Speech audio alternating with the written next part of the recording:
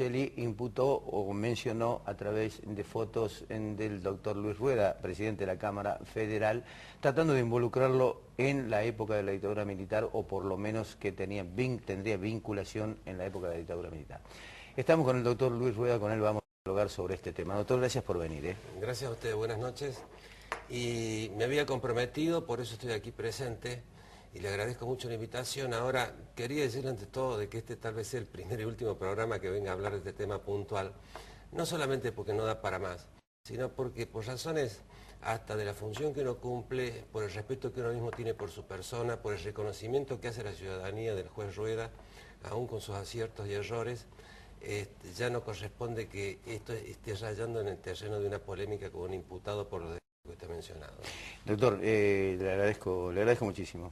Bueno, ahora, de todas maneras, los genocidas pusieron un eje de discusión a la justicia federal, usted en particular. ¿Cuál es su responsabilidad? Mire, yo acá soy juez de la causa donde se ventilan los supuestos ilícitos cometidos por ex magistrados y funcionarios federales.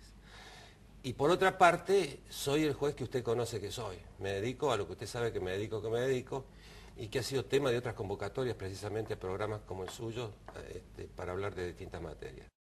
Lo demás surge concretamente, como usted lo anunció, de una presentación, un dicho de un imputado por violaciones de delitos de lesa humanidad, mostrando una foto de una reunión absolutamente fidedigna que existió en la década del 90, en una unidad militar, que en el caso fue una unidad de inteligencia de la Fuerza Aérea, como pudo haber sido cualquier otra, vinculada al tema de narcotráfico, con la presencia del jefe de narcotráfico, que es hermano del imputado precisamente, y con la presencia de una persona que era en ese momento asesor de la Cámara de Diputados de la Nación en la materia, donde me recibieron con un fotógrafo en la puerta y que estuvo presente durante toda la reunión. Es decir, de eso, traspolarlo o interpretarlo como que sucedió en la década del 70, sencillamente es violar los principios de lógica y el más elemental sentido común, ¿no? Doctor, ¿la foto que mostró Giannicelli lleva un fin implícito? Mire, eso habría que preguntárselo a los defensores de ellos. Yo no sé si tiene un fin implícito o no, pero de todas maneras, imagínese usted que una cuestión es la fotografía o las fotografías, las que presentaron o las que puedan presentar en el futuro, y otra cosa es la interpretación que de ellas haga en un escenario donde los imputados pueden hablar todas las veces que quieran, pueden faltar a la verdad, pueden decir lo que quieran, y no están circunscripto en ese sentido porque así lo establecen las normas procesales vigentes. Digo, ahora, ¿cómo la justifica esa foto usted? ¿Pero cómo la justifico? La justifico como hecho que existieron. En ese momento pasaron dos cosas importantes. Estoy hablando entre 1989 y 1992-93. Se cambió completamente el régimen de drogas, la ley de drogas, se cambió completamente el Código Procesal Penal, y establecimos en ese momento, hasta nosotros redactamos instructivos dentro de los juzgados federales para que la forma de actuación de la policía con las nuevas leyes vigentes. Le digo, cambió, para no aburrir a la audiencia, todo el temperamento. Se pasó de un viejo código del siglo XIX a un moderno código del siglo XX.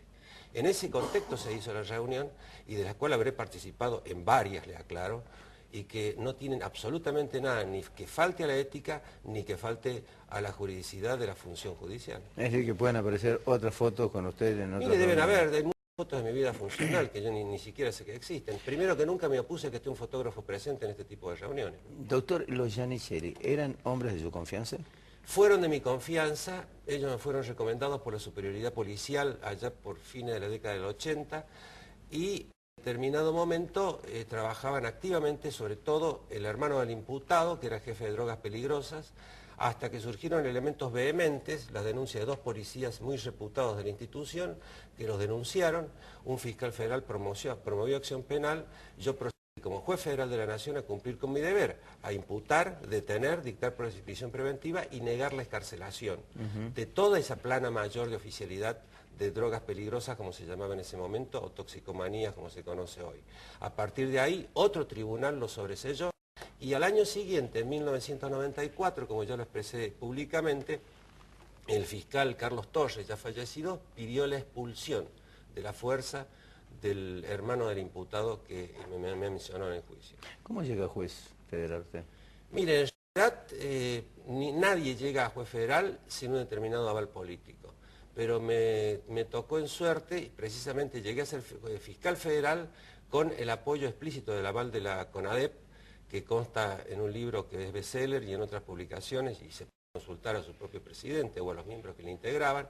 Y posteriormente fui designado en el año 86 por el presidente Alfonsín, o a través de su ministro de Justicia, como fiscal adjunto en estas causas por derechos humanos, por violación a los derechos humanos durante la última dictadura militar. Y en ese menester fue que junto con el doctor Humberto Silvio Vidal, la única acusación concreta contra el general Menéndez, que entre los 200 hechos imputados contaba con 48 casos de tormento seguido de muerte, que son los hechos que se están ventilando ahora. ¿Por qué no se hizo ese juicio en ese momento? Esos camaristas han fallecido, yo no quiero abrir un criterio sobre eso. La acusación fue presentada un año antes del indulto. Usted tiene causa vinculada a jueces que estuvieron relacionados con la dictadura militar. ¿Esto perjudica de alguna manera la sustanciación de esa causa que usted está llevando adelante? No, simplemente no puedo hablar de ello. O sea, no puedo emitir juicio porque en este momento, cuando se inició la denuncia contra ex magistrados y jueces federales, y una querellante me recusó, la única persona que me ha recusado, y...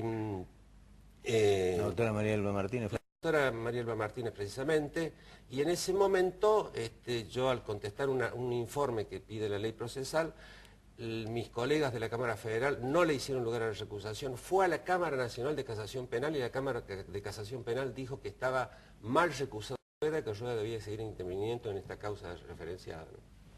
Doctor, ¿usted cree que se está desvirtuando el juicio? Este juicio que se está siguiendo a Menéndez y a Videla, digo, se lo intenta llevar hacia otro terreno que no es específico, que hace concretamente a la imputación de los genocidas. Mire, buena su pregunta. Yo no estoy presenciando el juicio, no lo estoy siguiendo más que a través de los diarios. Ahora, el motivo de un juicio penal es crear un escenario adecuado donde imputación, acusadores y defensores puedan debatir libremente lo que aconteció en un periodo determinado. En este caso se están juzgando hechos que se habrían cometido, que se cometieron, mejor dicho, porque hay muertes y hay pruebas de que así sucedió, entre el año 75 y particularmente el año 1076, donde quien le habla ni siquiera pertenecía a la justicia federal. Quien le habla... ¿Pertenecía en el año 76? No. Yo en el año 76, en abril, me estaban cesando sin causa de los tribunales de la provincia de Córdoba. Yo era un empleado de la Cámara Tercera del Crimen. Ahí pasé a trabajar en la escribanía de mi padre durante el resto de ese año, después de pasar unos meses afuera del país, y al año siguiente fui convocado a hacer un concurso interno dentro del Juzgado Federal número 2.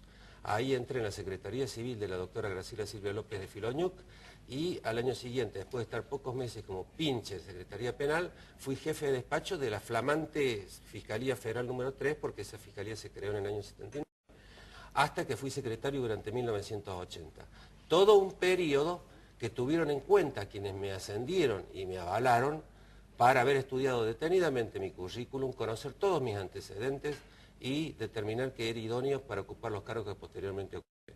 Doctor, en esas épocas se corría, se comentaba concretamente qué es lo que sucedía desde el punto de vista de la... Mire, sería lo mismo, yo le podría decir lo siguiente.